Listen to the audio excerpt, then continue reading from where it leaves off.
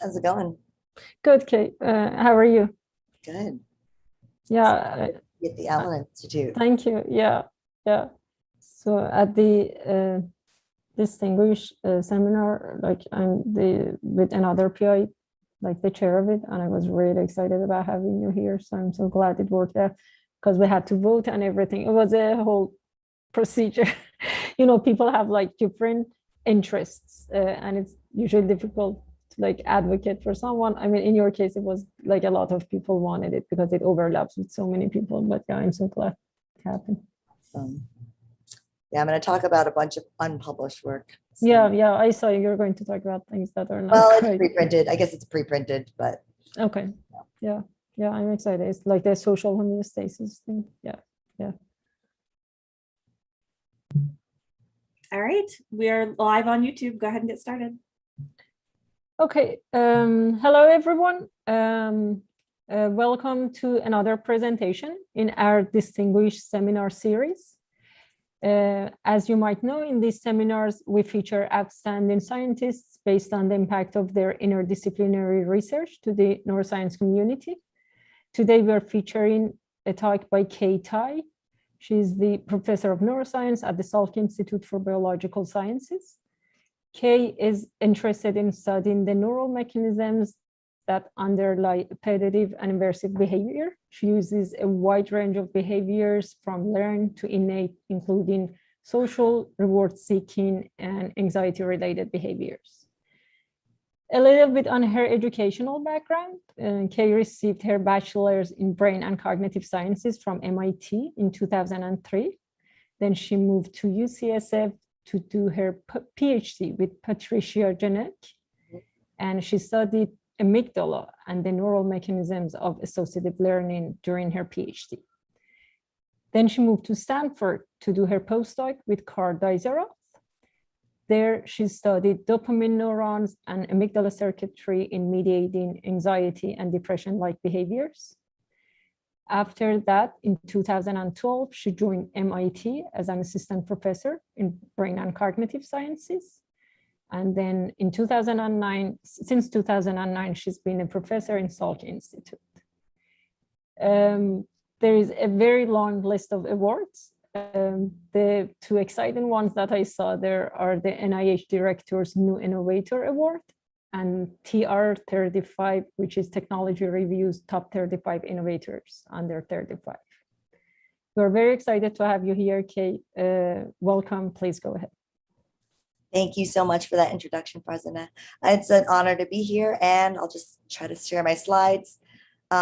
Please let me know if I turn into a robot at any point and you can't follow me. Everybody, can you see my slides okay? Yes, we can see your slides. Awesome.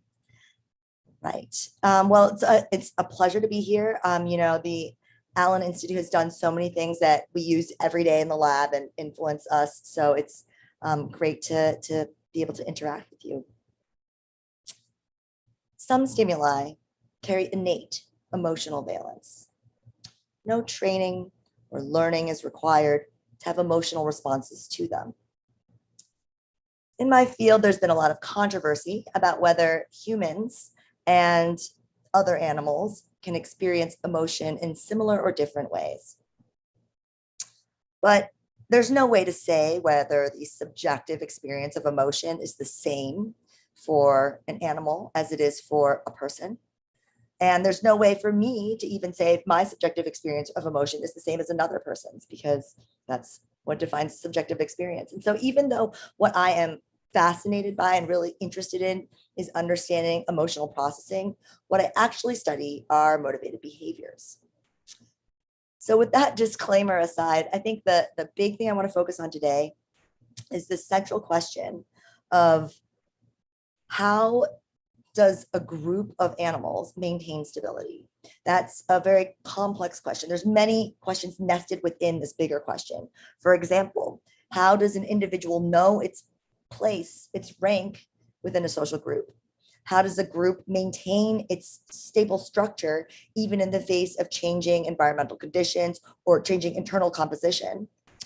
And how do we, as in our constantly evolving environment adapt to changes in our social environment, both when they are within our control and when they are not.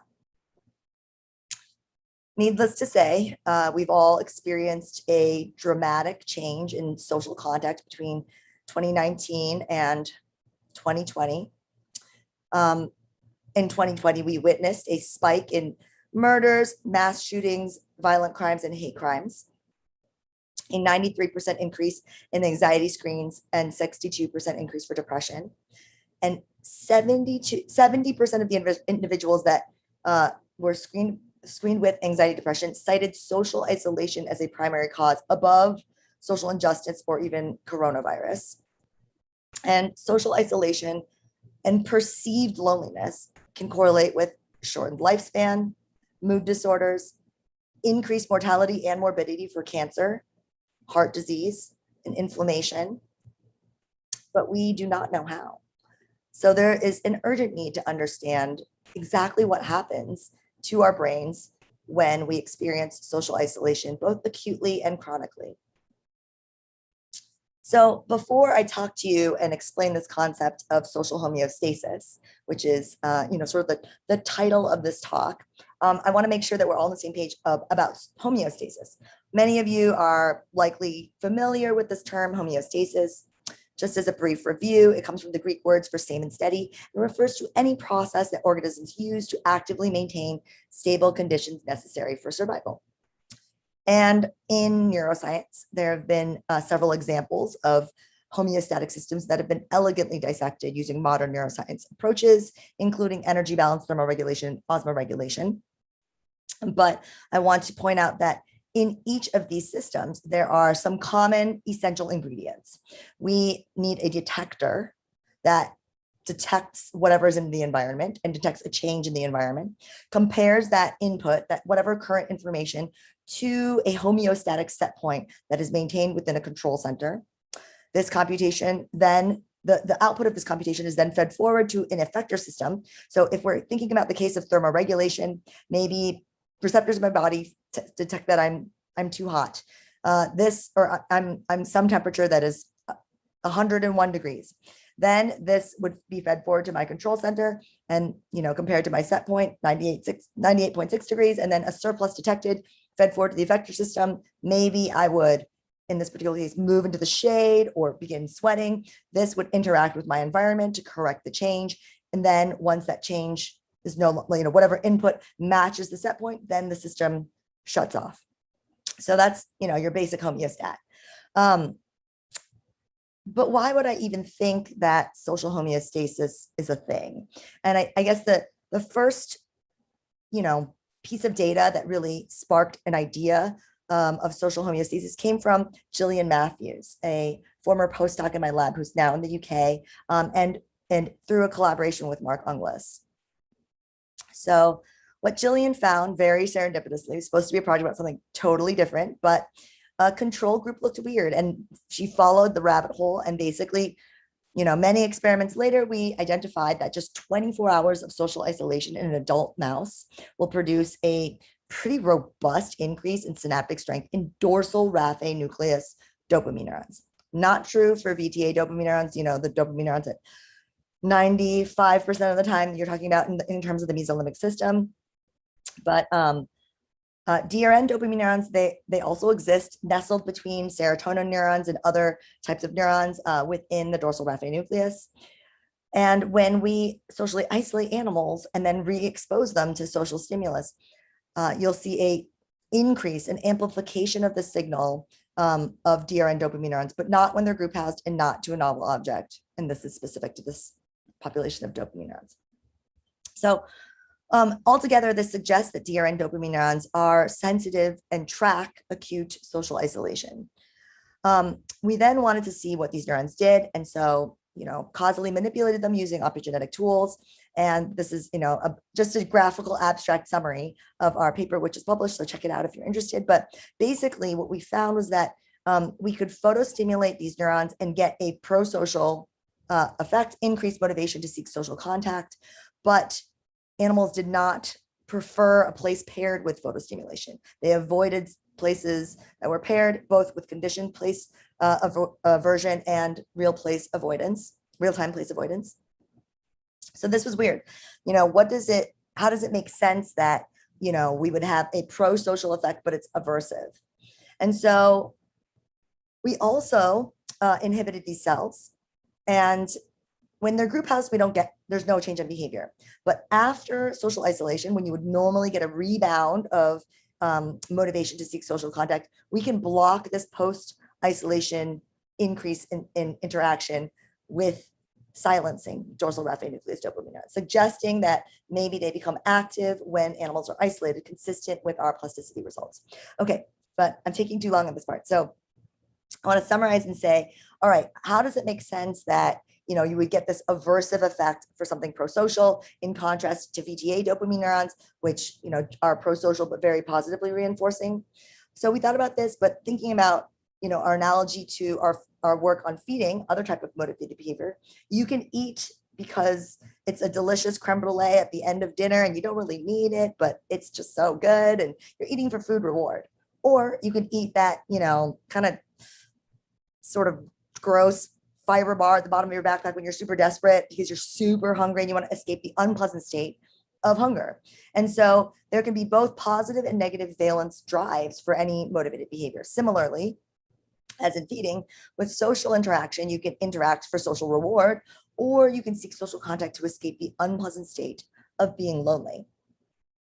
So what is loneliness? Brief aside, loneliness is not a term that was ever before used in neuroscience. It is a term from psychology. And if you look through the psychological literature on loneliness, it kind of boils down to 4 criteria. One is that it is increasing the motivation to seek social contact. 2, this is a state that is unpleasant. It is aversive. 3, it is distinct from generalized anxiety. And 4, the tricky one, is that it is subjective. And by that, I mean, you can feel lonely at a party or in a crowded street in Manhattan, or you can feel fine in your room alone. So how do we get its subjectivity in a mouse? That's challenging. But one way that we thought about, what's the best way that we could do this? And, we've got genetically inbred mice in virtually identical housing conditions, but yet each cage forms a social hierarchy. And so this creates an opportunity to look at something that could be akin to subjectivity. Perhaps a dominant animal would enjoy their social environment more than a subordinate animal. And so we tested this or we examined this, and indeed, we found that social rank predicts the behavioral effect induced by all 3 of the optogenetic manipulations that we performed. So thinking about dorsal raphe nucleus dopamine neurons as a locus where you are detecting this deficit, and stimulating these neurons alone is sufficient to change motivated behavior. We are currently thinking about this as representing an effector system for social homeostasis. I do want to say, before I go into all my models, that the models are changing very quickly, and every new piece of data is informing the models because it's at such an early, really like infantile phase of this field. So it's a very new field, and every data point evolves the model further. Oh, brief aside, sorry, I forgot the slide is here, but it's important.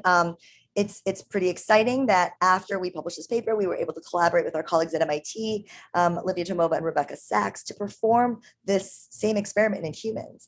So the IRB does not allow us to isolate humans for 24 hours. We were able to isolate humans for 10 hours. And we compared social isolation to food deprivation, and then the presentation of social stimuli or food cues. And we got signals similar in, as far as we can tell, with bold fMRI resolution, the same, brain region as we were seeing before. So obviously not cellular resolution, but as close as we can get in humans. So far, it seems like there's some potential relevance and translational potential. But back to the model. So I've now identified, a potential contributing part of what may be a distributed effector system, but at least we have a starting point. We've got an entry point to begin to trace upwards. So if we go upwards, we would need, the input that this effector system requires is the computed delta of whatever is the difference between the input and the set point. So that computation is happening at the control center, which of course receives input from the detector, which senses the quality and quantity of social contact, but in a very, broad sense of sensing. This is including associative memory systems and all sorts of other higher processing systems. This is, detection of social stimuli not only requires identifying the individual, recognizing gestures, but also taking other contextual cues into account, one of them being social rank. So what is distinct about the social homeostasis circuit, or at least I propose it to be, from other homeostatic systems, is that social rank has to be a factor. And we need a node that represents social rank that can interact and modulate the set point, and also potentially suppress the effector. For example, if I am a low-ranking male and I want to mingle with these females or mingle with the alphas, I might suppress those motivations or those desires because I am gonna get beat up. Like I'm gonna subject myself to aggression and violence if I do those things. So even though there might be some motive, the effector system drive could be there, the rank node would need to be able to provide a suppression system, some sort of check. So some sort of gating. Okay, so also I propose that these detector systems and rank systems would need to interact. So this is a lot of speculation here. One thing that has to be true though is that the effector system response needs to interact with the environment. And so the example I gave you before about temperature thermoregulation, it's easy to measure the ambient temperature. You just put out a thermometer. That's pretty trivial. But measuring the environment within a social homeostatic system is non-trivial. It's extremely complex. This is a very dynamical system of which we are barely, able to begin understanding individual nodes. So the first thing we need to be able to do is to very quantitatively, rigorously, and with high temporal resolution, parse the ethological behaviors of social animals as they're interacting. And so I think it's almost 6 years ago now, we started a collaboration with Siwoo Lu's lab, the developer of AlphaPose. And this is a deep learning based tool. This is something that we started, long before the proliferation of deep learning tools have existed, but of course, standing on the shoulders of giants like DeepLab Cut and MoSeek. And so here, what I'm showing you on the right is 2 animals with wireless recording devices. I didn't talk about that yet, but I will. And they're performing a task that I'll tell you about momentarily called the reward competition task. But what you can see here is that we're training this network on 2 animals, and then without any further training, we can just test it and it just works and generalizes to 4 unmarked animals. And so it's not perfect, as you can see, the tracking it's pretty good, but it's not perfect. But if you trained it with actual more similar training data, like unmarked 4 animals, it would perform way better. But here, I just want to exemplify the remarkable generalizability of this new tool, Alpha Tracker, because these different backgrounds, different markings on mice, and yet it can generalize across numbers, across backgrounds, across coloring of animals. And so that I think is the strength of this tool. If you have any questions about it, I'm happy to talk about it at length. Another feature of this tool is that we, once we've done the pose estimation, the tracking of these animals, we can then perform unsupervised clustering of pose features inspired by the work of Bob Data, and then play through. You can scroll through these clusters, and it'll play 1-second clips that show you what the cluster found.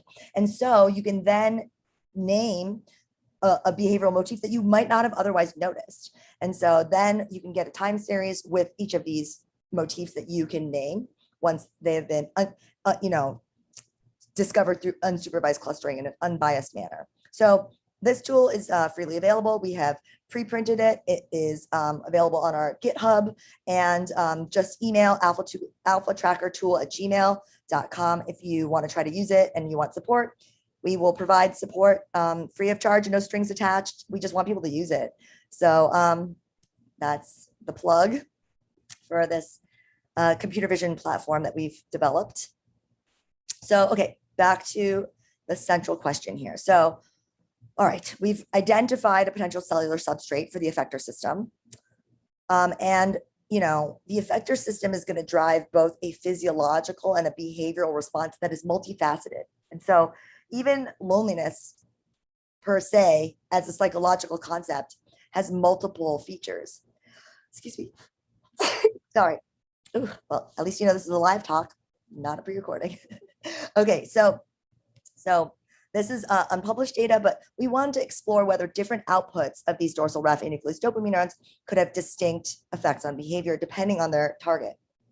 So as I mentioned before, a loneliness-like state is a constellation of many different features, including, you know, this it's aversive and also it's prosocial.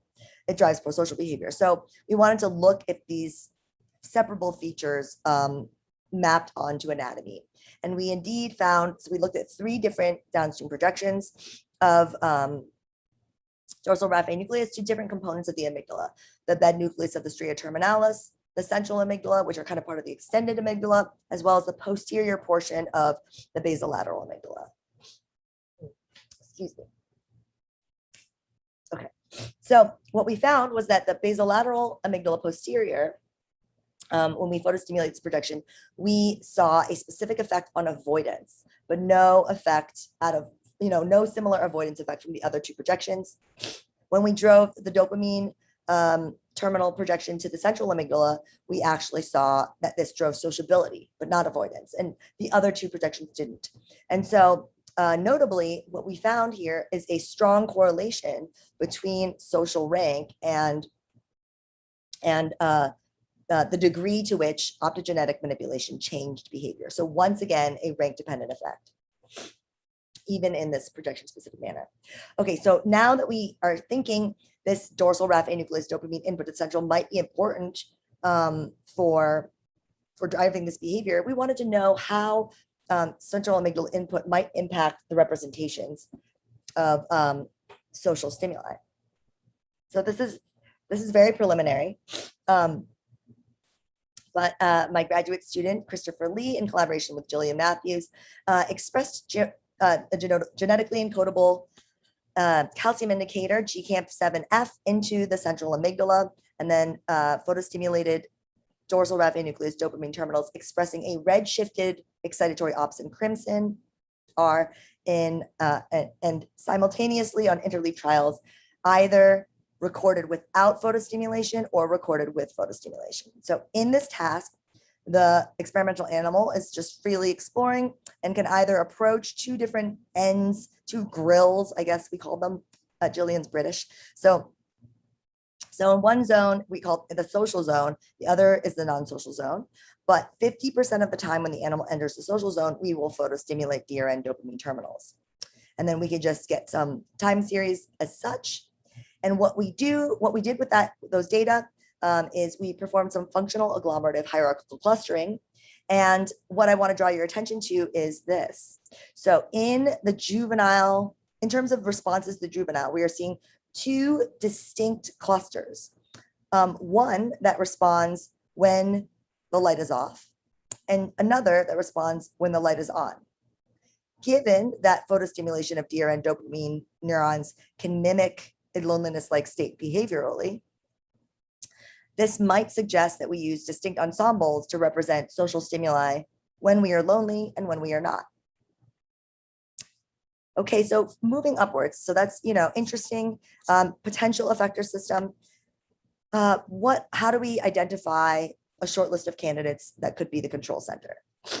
So naturally, we did some monosynaptic rabies tracing and traced upstream of the DRN dopamine neurons in collaboration with Ian Wickersham.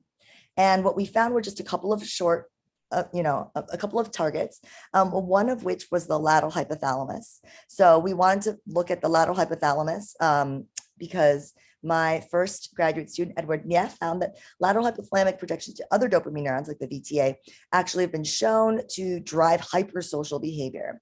And also, of course, another prime target is the paraventricular nucleus of the hypothalamus, home of oxytocin neurons. I'm going to just move quickly over that for the interest of time. And I think I might have to skip some of this part, but let's see. Okay, so I'm just going to briefly summarize. So for the detector system, we think that we suspect that the anterior cingulate cortex basolateral amygdala loop is critical for this. And this comes from the thesis work of another former trainee, Stephen Aza Alsop, who is now at Yale. And what Stephen did was we have a task. We developed a task about observational learning. And the task is designed such that one animal, the one on the shock floor over here, is receiving shocks. That is the demonstrator. And then another animal observes the demonstrator receiving those shocks.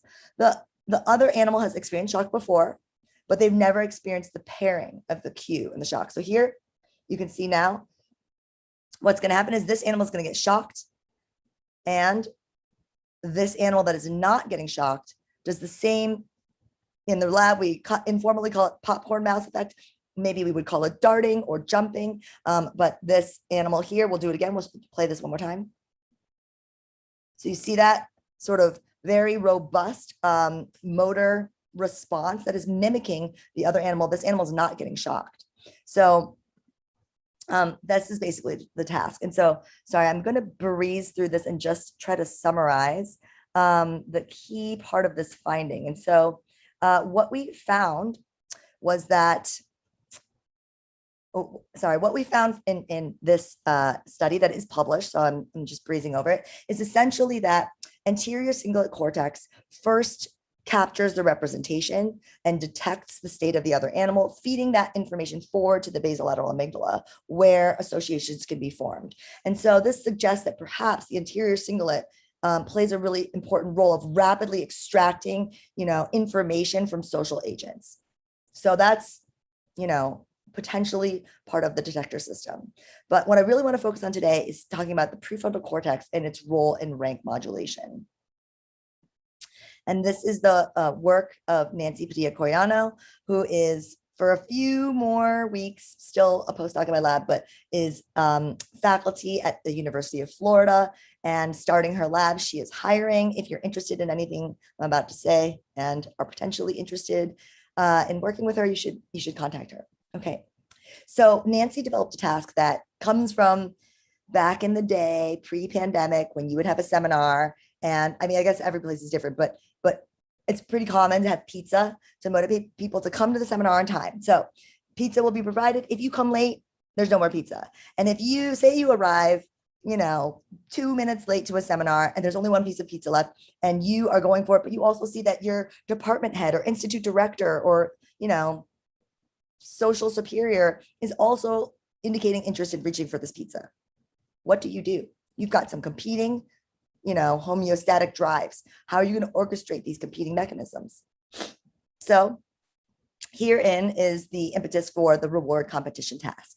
So the purpose of this task is to develop a neuroethologically, an ethologically relevant behavior that also has a trial structure allowing for rigorous statistical comparison. So first, we're going to start by using the gold standard in the field of establishing social ranks, which is the tube test. And the tube test comes from the ethological behavior of mice to live in burrows, and they travel in these very small spaces. And sometimes two mice want to go different directions in the burrow, and the burrow is too narrow for them both to pass. And so what happens? The subordinate is going to back up and let the alpha pass, or the dominant pass, and the dominant is going to proceed.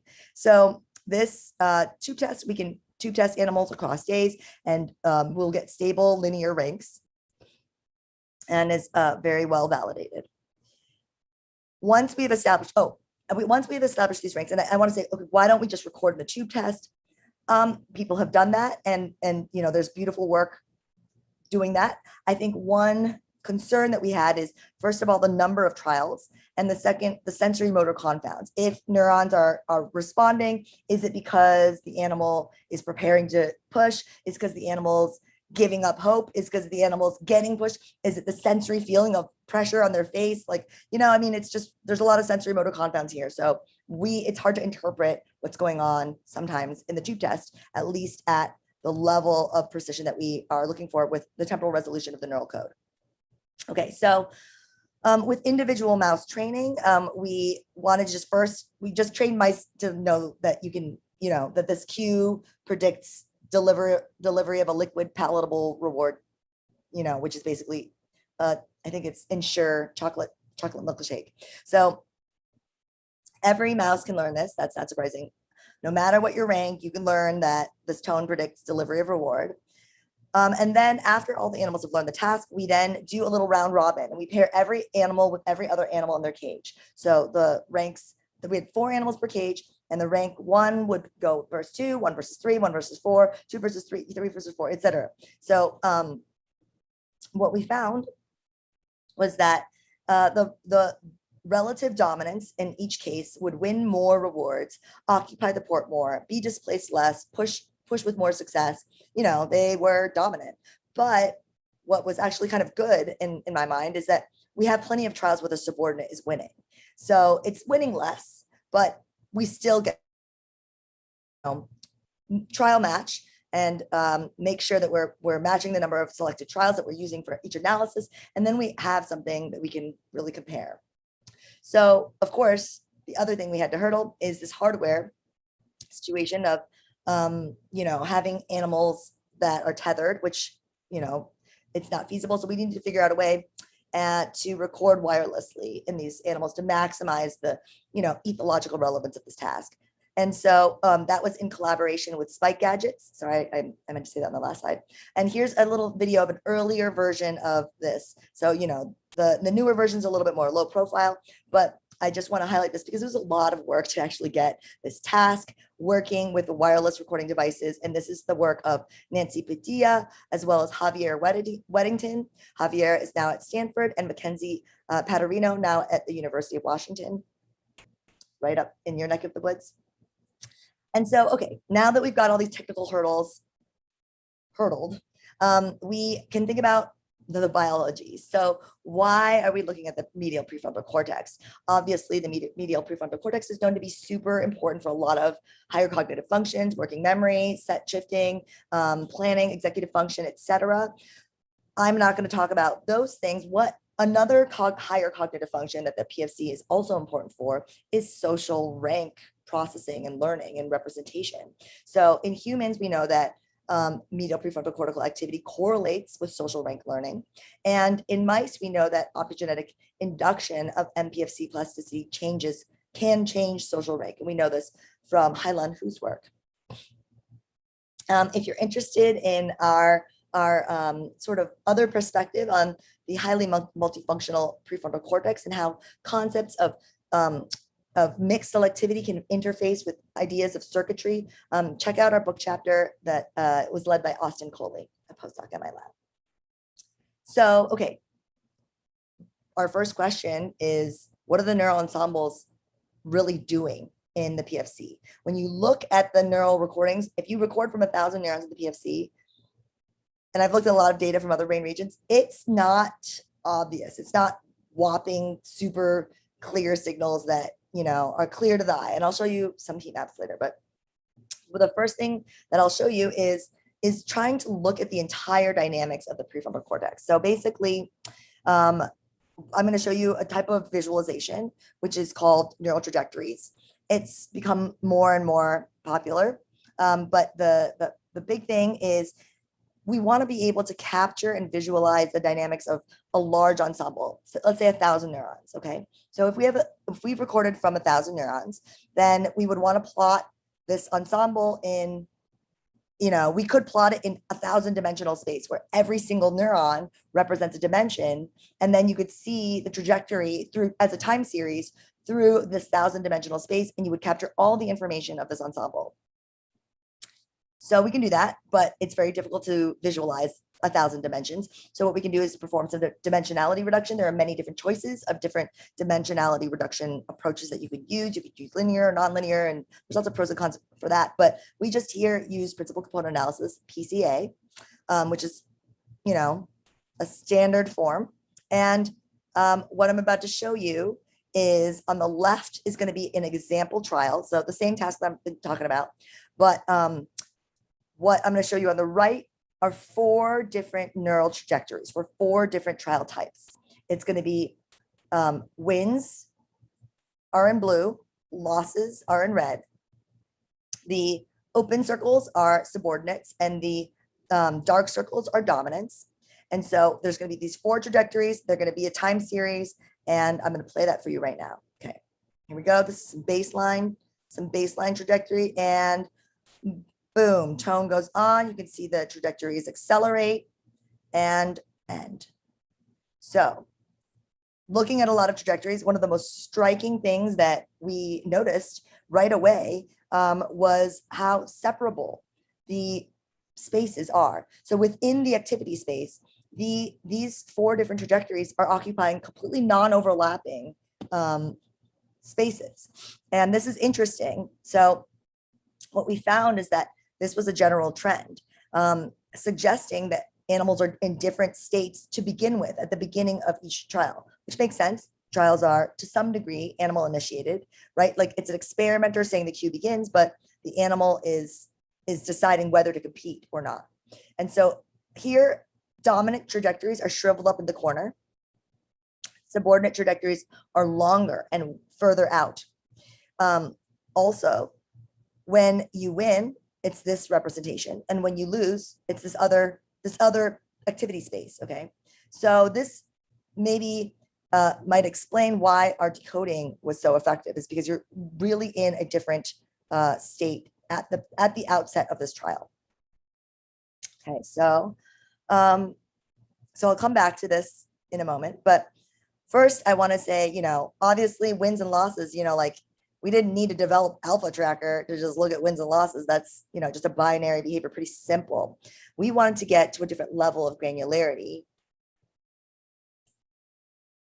in measuring this ethological behavior. So with alpha tracker, we were able to identify 9 different behavioral states that are pictured here. I've been displaced, I'm pushing at the port, and then one animal might be pushing, one animal might be resisting, et cetera, et cetera. So we identified 9 different behavioral states. Then Kanha Batra, electrical engineering and computer science PhD student in my lab, tackled this problem using an approach initially developed by Adam Calhoun, Jonathan Pillow, and Mal Murthy. So in helpful conversations with them, what we were able to do, so this was previously applied in Drosophila to use the behavior of the other animal to predict the behavior of this animal. In this case, we're doing something very different, which is using neural activity alone to predict the behavior of this animal, okay? So essentially what this is a generalized, it's a hidden Markov model combined with multiple generalized linear models. So it's an HMM GLM. So if you're not if you're not an aficionado, don't worry about that. I can just explain that basically the idea is that you assume that there are different states, which is consistent with our trajectory analysis. So that is sort of, some impetus. But here, now I'm going to show you trial by trial. This is the trial. Like the trial I show you here is not just an example trial, it's this trial. And then we're getting some Npfc firing data. And you'll see it's like, okay, I don't know, by eye, I'm not like able to figure out what this means in the way that sometimes you can with the thalamus or the amygdala, where there's like a whopping obvious signal. And then what I'm going to show you here is a bunch of different models, just a plain old regular generalized linear model, a GLM, a support vector machine, an HMM GLM, our tool. And what I'm going to show you is the real data versus the prediction. And you'll see that ours tracks very well. And also the behavioral likelihood is shown here, and the actual behavior is in color on the bottom, okay? So you can see that our HMM GLM performs so well that there's only a couple spots where our prediction diverges from the actual data, in contrast to the GLM or SVM, which is just way off. So when we quantify this and compare the performance of our tool with the other tools, it blows everything else out of the water. And so what we're using here is a 6-state model, suggesting that there are 6 hidden states that, from which you can predict the behavior. So if you have questions about this, I'm happy to take them at the end. But the next thing we're thinking about is okay, back to this really basic concept of just if the PFC predicts, it truly represents social rank. If it does, then we should be able to decode rank from PFC neural data alone, which I was kind of pretty confident we would be able to do that. But the big question that I had was, the big question I had was, when is rank represented or encoded or decodable? Is it, it's like during competition when you're, oh, now that we're head to head, it's like, oh yeah, I will think about the rank. Or are you thinking about rank constantly all the time? And we used here just a simple, since it's just a binary output, we used a support vector machine. And what we found is that first here in dark green, I know this is on the right, but we can very robustly predict social rank pretty stably across the session. You can zoom out to 30 seconds and still very, very accurately predict, decode social rank, which animals dominate. Not as expected was you can also decode wins and losses even before the trial begins.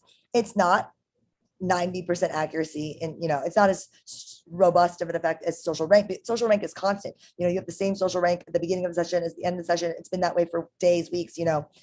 Wins and losses, it's like, well, I already told you that it's not obvious who's going to win or lose. And what we feed into this decoder is matched for trials. So there's, the fact that dominants win more is a factor that is removed. And yet, even if we zoom out 30 seconds, it's still predicting well above chance who's going to win or who's going to lose. And so this was kind of exciting for me. It's just sort of providing, a cellular substrate for this fluffy term of, this concept of winning mindset, or, so perhaps in other people's words, it might be confidence. So that's Hailan who's sort of framed it in terms of confidence. Okay, so we're excited about this. The decoding is working really well for social rank. So clearly social rank encoding is happening in PFC, but where's this information being routed? Which cells are potentially receiving this info? And so the way that we wanted to look at this is to remove different subsets of neurons from the decoder and see how much the decoding accuracy dropped if you remove these cells. So we basically did a distribution and removed either PFC LH phototagged neurons or PFC BLA phototagged neurons, or a matched number of cells, and we get a distribution.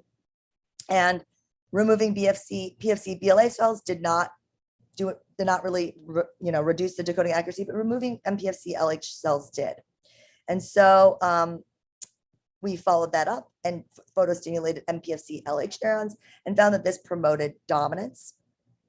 So when we used channel rhodopsin to photostimulate the prefrontal cortical projections to the lateral hypothalamus, we saw an increase in occupation of the port during the tone, getting more rewards, and reduced time being displaced.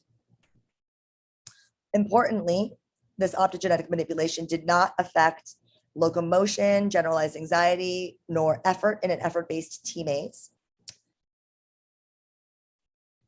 And so that just is to sort of summarize this section of identifying this projection from the PFC to the LH.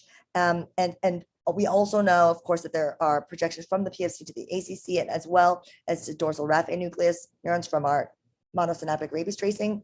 And so this makes this kind of come together a little bit more. So of course, as I mentioned before, this is the very, very beginning. This is a skeletal level of understanding of the social homeostatic circuit.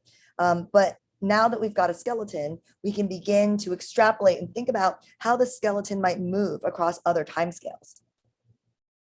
So a big sort of future question is, why is it that with acute social isolation, when you are reintroduced to your social group, you will have a pro-social response? There's a rebound of social interaction, more interaction with your social group than you would otherwise have. But when there's chronic social isolation and you are reintroduced to your social group, you are aggressive, territorial, avoidant, essentially antisocial.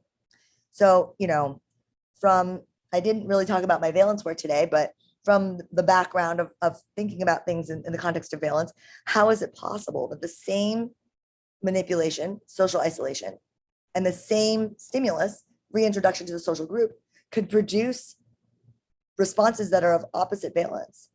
Well, we have a proposed model. So here in orange, I'm showing you the social utility, or the quality and quantity, the product of the quality and quantity of social contact. And so here in black is your homeostatic set point. So sometimes you're trucking along and then social isolation is experienced. You're now, what you're detecting is below your set point. So a deficit is detected and your effector system is activated, increased motivation to seek social contact. Okay, you got it. Now homeostasis is maintained. Great. But in other cases, social isolation may occur. Effector systems may very well be active, but some amount of time, perhaps government mandated lockdowns or social distancing or isolation, at some point the efforts made to close this gap will cease. Animals at some point will stop going out and exerting the behaviors, making the social calls, putting out the motor patterns to seek social contact, and just stop doing that. We don't know if it's a time issue or a correction effort issue. That is one of the open questions that we are testing. But I speculate that this behavioral change marks a set point adaptation where, you just got to bring your set point to your new normal. This is what we're getting, and we are adapting our homeostatic set point. After such an adaptation, oops, oh man, sorry, there's a missing animation here, sorry. After this set point adaptation, if you were reintroduced to your social group, then your previous optimum might feel like a surplus. And so that could explain why after chronic social isolation, you're reintroduced to your social group and you might have an antisocial experience or response. Okay, so that's basically what I wanted to talk about today. Obviously, there's a lot of open questions. This is the very beginning of the field, but the goal of my research program is to develop predictive dynamical models, both for individual brains in different dynamic changing social environments, as well as the group of animals. How do all these individual nested predictive dynamical models build into a meta model with emergent properties that can only come from a social group? So that is the big question and the big goal. And with that, I will thank my team. Everyone in my group has just been incredible. My current lab members, my lab alumni, our collaborators, people who have helped us with reagents, particularly spike gadgets in this set of experiments, and our funding sources, and you for your attention. Happy to take questions. Thank you so much, Kate, for your amazing talk. Please either post questions on the Q&A or just ask. I myself have a question, but I'm going to wait. We have one question that's come in on the Q&A, but feel free to ask your own as well. Sure. Yeah. So if you could go to your one of your introductory slides where you're explaining the effects of activation and inhibition of DRN neurons. Is that easy for you to? I mean, I kind of remember this slide. Yeah. Here? Yes, exactly. Yep. So there's something that. Okay, so here you're saying when the social rank is higher, there will be less sociability. That. Oh, thank you for asking. Basically, the greater the social rank, the greater the change in any optical manipulation. So activating or inhibiting these neurons didn't really do anything to subordinates. That's kind of why I was hypothesizing that social rank could feed in and suppress the effector system, because, modulating the effector system, or maybe it needs to intercept, downstream, but somehow modulating the activity of these neurons doesn't change behavior in subordinates. And one very speculative explanation for this that we found that is, I guess there's been a trend of dominant animals having more TH expression, just a higher proportion of the neurons that we are labeling through our Cree.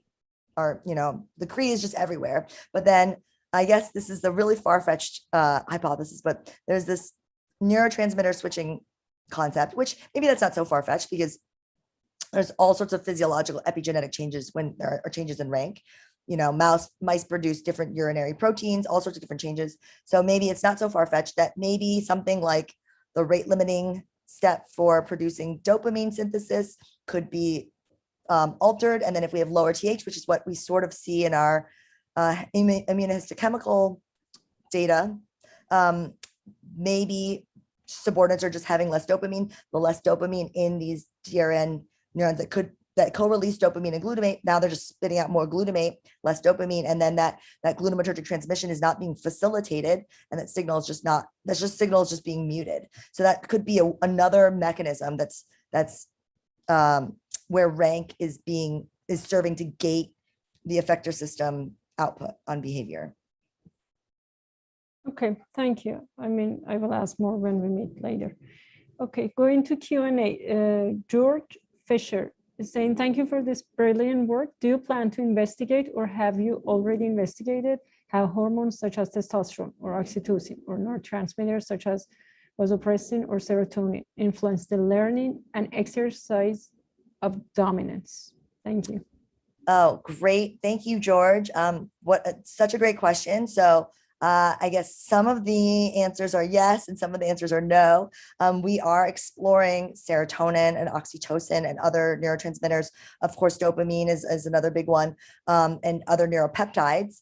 But the testosterone one we are not exploring, not for any, I think, not that we never will, but it's just not an active area. I think one thing I want to say about that is that we have observed that oftentimes the most aggressive animal, it's not always the dominant. So there might be one mouse that's going around initiating fights or attacking other animals and like being more violent. And this animal is actually oftentimes not the alpha. And so I think that there's, I don't want to conflate the concepts of aggression and dominance. They are different. I think they're not completely independent. They're related, but I just don't want to conflate them. So I think that's a very interesting question. I guess, naively, without having done primary research on it myself, I would predict testosterone would be directly related to aggression. And then it's unclear how it would be related to rank. It's a great question and an open one. Thanks. Okay, Basilica is asking, is there sexual dimorphism in these behaviors? And are you investigating neural substrates of these differences? Yes. Excellent question. There are absolutely sexual dimorphisms in these behaviors. In the early days, we were looking at social hierarchy in males and females, and right away it was clear there are differences. The female ranks, so we are now able to get stable ranks in females, but at some points we were struggling to get stable ranks in females, where at the same time we were able to get stable ranks in males. So it's way easier to get stable ranks in males. And females sometimes engage in and this is anecdotal, but like more turn-taking behavior that's like, I don't know how to explain it, just more egalitarian distribution of resources, at least in our very anecdotal observations. And so this sort of is very interesting, but for our first foray into studying social rank, we were just trying to make sure that we were working with most robust effects. So in this study, we don't include any work on females, simply for the reason of we just wanted to we want to start with robust effects, but it's a very interesting question, and that's something that we are working on now. Thank you. Kyuan Shin is asking, do DRN dopamine neurons share the same targets as DRN serotonin neurons? That's a great question. Some of them, but not all of them. So dorsal raphe nucleus dopamine neurons have very distinct outputs from VTA dopamine neurons. And I would say partially, so, some of the amygdalar outputs, but yeah, so we've published some of that. So if you're interested, the dorsal raphe nucleus also outputs to different parts of the extended amygdala. The nucleus accumbens has been implicated in many different other functions besides detecting social isolation, including, actually very interestingly, anti-nociception, which has led us to start thinking about whether social pain and physical nociceptive pain might have some common circuitry and convergence, but that's not what you asked me. Okay, sorry. Alexis is asking, do you see a difference in behavior when there are different numbers of members of social ranks?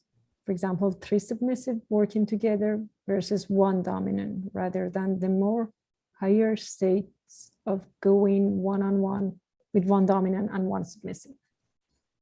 Oh, that's really interesting. So we've done some experiments. It's kind of a different question, but we've done some experiments with groups of animals getting the reward. It's not like, I guess we haven't done it exactly as you're proposing it with this many animals. We don't generally see teaming up. It's just like kind of every animal for themselves. So I don't see like, they're not the subordinates. I have not observed subordinates working together in any sort of cooperative way, but the task isn't designed to require cooperation. So I guess the right answer is I don't know. We have played with different numbers of animals in the groups. We've done 3, 4, and 6. Yeah, so I guess I don't know the answer to your particular question, but it's a really interesting idea. Not a behavior I've yet observed. There's a clarification question for the trajectory figure where dominant and submissive mice, start and end at different states. What is the case when the submissive mice win or dominant mice lose? Would the trajectories change? I'm gonna just go back to the slide. Where are we? Sorry. All my embarrassing notes. Oopsie. Okay. So in this slide, we're talking about this slide here. I think so, yeah. And so I'll just play it so that we can see. Let me try to find this. Oh, I don't know where the question is gone. But I'm sorry. Can you ask the question again? I can't see it anymore. Yeah, I guess it's. And to answer. Oh, here it is. Okay. What is the case when the submissive, so it's subordinate mouse, but subordinate mice win or dominant mice lose with the trajectory change? So yes, if the dominant mouse loses, it looks like this. Basically, okay, in my interpretation, this is but my interpretation based on just watching the videos and looking at the data, that's it, is that this neural trajectory is all shriveled up. So when the neural trajectories are short, it indicates a lack of dynamic changes. If neural trajectories are longer, it either means some neurons are changing very fast or lots of neurons are changing, more neurons are changing. So if it's just like a shriveled up thing, it's just like not a lot of changes. So this just suggests to me that dominants, quote unquote, lose when they aren't trying. They're just grooming in the corner. They're not paying attention. And this is the subordinate's opportunity to like capitalize. And it's what we would call a passive loss. So dominants will have more passive losses, and so on and so forth. When subordinates win, it looks like this. It's a longer trajectory. They're, again, wild speculation, but they are, you can see behaviorally that the subordinates, the decoding accuracy, if you parse the subordinate decoding accuracy of wins and losses and the dominants, dominants predictive, like neural activity in a dominant accurately predicts wins and losses pretty stably. The subordinates, it's lower, it's still significant, but it's lower, and then it comes up closer to the hue. My interpretation, my speculation of these data would be that the subordinates are watching the dominants. If the dominant looks like they're going for it, then the subordinates kind of like back off. If the dominant looks like it's not paying attention, the subordinate is paying attention, the subordinate will go for it. And so that's why I think you get this long, like it's like, ooh, exciting, this is my chance. Or I don't know, it's speculation, but that's you see this longer trajectory when subordinates win. So that is how I would interpret this. But yes, I mean, it's totally different brain states. When the dominant is winning or losing, that's clear before the trial has begun. The animal is in a state of trying to win or not trying to win. So I think that's kind of, another interpretation. Yeah. Actually, Han Kui has a relevant question. She's asking, are there different behavioral states innate or influenced by environment? For example, does group housing establish social hierarchy? Are single house mice good for testing your final hypothesis? Sorry, does the housing experience? So she's asking, are there different behavioral states, innate or influenced by environment? For example, does group housing establish social hierarchy? Are single house mice good for testing your final hypothesis? Okay, great question. So it's a sort of a question about social history. And so, Catherine Dulac has a lovely study where animals are socially isolated, and then they establish rank new in the experiment. So that's really interesting. I think that's asking a very different question, though. That's more about social rank establishment, social rank learning, which is super interesting. But what we're talking about is the representations of ongoing social ranks. And so I think those are just sort of separate questions. It's also very interesting and certainly adjacent. What we have done, and I think a big problem in social rank studies generally, I hope I don't offend anyone, but I just think it's true, is that, and a problem with our studies as well, is that we really need to separate the confounded variables of social identity and social rank. So, for example, if I have neurons that when I met Barack Obama, and then I have neurons that respond to Barack Obama, are those Barack Obama neurons or are those president neurons? I won't know until either Barack Obama is not president anymore and I meet him again, or I meet another president, right? And so we have to dissociate rank and identity, because in mice, the identity is really serving as or in animals, all of us, I would say the identity is really serving as a CS that calls up all the associative memories and triggers all the experiential, associative memories associated with this individual. So that is very different. That is representation of social identity and social history, not necessarily of current social rank. So to get at this, what we've been doing is this rehousing experiment where we have animals, and then they're housed in social groups, they're ranked, and then we rehouse them. So we take, ranks 1, 2, 3, let's say, then we rehouse all the ones together. We rehouse all the twos together, and we rehouse all the threes together. So it is slow going in a pandemic because each cohort is large, but within each cohort, we have animals that changed the members of their cage, but their rank stayed the same, or they dropped a rank, or they increased a rank, like all of those manipulations. We have all of those cases. And so that's something that we're looking at right now, is how does your social rank history affect your behavior more than like your current social rank? And what we found is that the original social rank that you sort of like grew up in is the one that affects your behaviors, like drinking behavior, for example, more than your current rank when you're faced with stressors. So I know that's not exactly the answer. I would say a huge amount of this is environment. I mean, these are all genetically inbred mice. So environment's a huge factor. I guess it might be our last question. We're already 5 minutes over time. Anton is asking, do you know how regarding the set point that adjusts due to chronic social isolation? Where do you think that set point is stored, and how does it change? Are these specific neuron types or something in synapses or something else? That's a great question. I think there are going to, so the set point is going to be detecting, it's going to have to detect certain inputs. And I think it's going to be highly plastic. I think it's going to be stored in synapses and synaptic weights. And that is the way it's determined. I don't know if that's true, but I guess the evidence that it's pretty indirect evidence, but the reason that I suspect that is true is because if you look at animals that when we socially isolate animals, there's a strong correlation with the degree of synaptic change and how many animals they were previously housed with, meaning there's a small change if you were housed with one other animal and you were isolated. There's a huge change if you were housed with 7 other animals and then you were isolated. So the more animals you were previously isolated with, the bigger the drops. That just suggests that in plasticity is potentially, it is certainly reflected in the plasticity. I don't know if that's the only cause, but that it makes sense to me. So that seems like a plausible, implementational strategy. Awesome. We have like 4 or 5 more questions. Should I ask? We still have like 64 participants, or? Yeah, we can do a lightning round. Okay. I'll try to be faster. Sure. So Cesar is asking, do you think that more enriched environments like toys, wheels, than the standard mouse housing most people use influence the effects of isolation and social motivation post-isolation?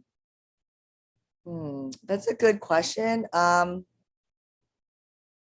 guess we would have to test that. I don't know. I don't think it's, I actually don't know. I think it's even money.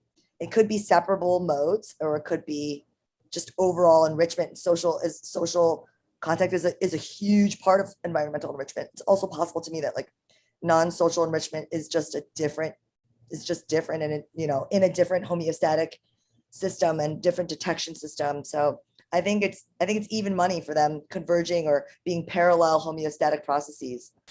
Awesome. And Shinya is asking, is there any evidence that the directionality of social cues is encoded in the circuit? Any hypothesis on how neurons do that? The directionality of social cues. So I guess we don't know that, yet. Maybe the plasticity experiment that I was describing with like more or fewer animals is the closest thing that we've, completed, but we are exploring that right now. We're doing overcrowding as opposed to social isolation as two different perturbations in the context. So we're exploring that now. I mean, initially we just stumbled onto the isolation. And so now we are doing overcrowding. That is, data are being collected as we speak. So stay tuned. Great question. Veronica is asking, is the dominance relationship dynamic or relatively stable during the test? Are the mice competing once in the reward competition test, or is it tested repeatedly? No, mice are competing in the reward competition task over and over and over. And as far as we can tell, the ranks are stable throughout the whole thing. If we are getting rank instability, we typically exclude that group. So what causes rank instability? Construction in an animal facility, someone's painting, like things like that have caused like, oh my gosh, all the ranks are unstable. And then it is what it is. But generally speaking, we see stable ranks the whole time. If we don't, we exclude them. And so I would say, yes, it's stable. Have you examined the effects of social hierarchy on behaviors in a different period, such as early development or adolescent? Question by Mina.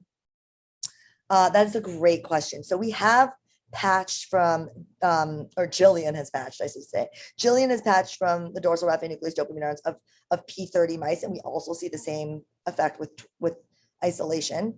We don't see any statistical differences with that particular readout.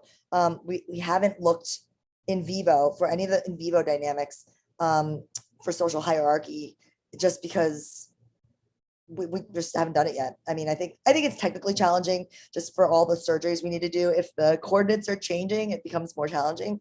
And also we need time for many of the experiments that we're doing. We need time for the transgene to produce the protein to accumulate so that it can allow us to image or manipulate or whatever. So that's just technically challenging. Very interesting question. Technically challenging for the type of experiments we do. The Mercy is asking, did you investigate whether ranks can be changed or relearned after first determination and its relationship with PFC activity? Maybe this could shed light to the integration of PFC more. Also, the win-loss rate, does it change? Yes.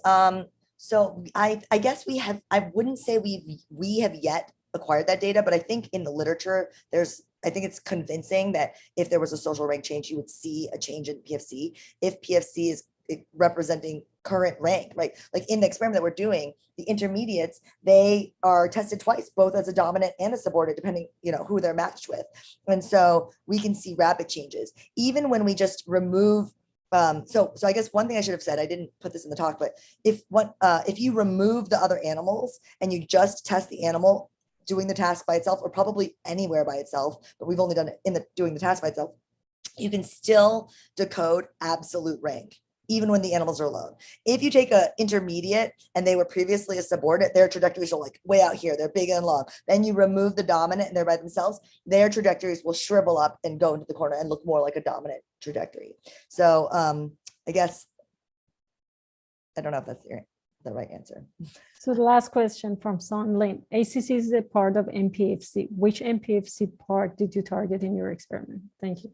I think we're mostly in prelimbic, but given that, you know, for our injections and our light, we cannot make the claim that the optical manipulations are restricted to prelimbic, but I would say mostly that's where we are. It's a different part of Npfc than Hailan Hu was in, and it's you know, ventral to the ACC. Thank you so much, Kate. Thanks to everyone for participating. Thank you for all your questions. That was a great talk. So for those who signed up, we have a small group discussion with Kay at 12:30 p.m. PST. Oh, Thank you. actually, I have a question about, what happens to me for the rest of the day? Amy will send you an email. Be perfect. Thanks. Thank you. Our next distinguished seminar is on October 22nd. Thank you, everyone. Have a good day.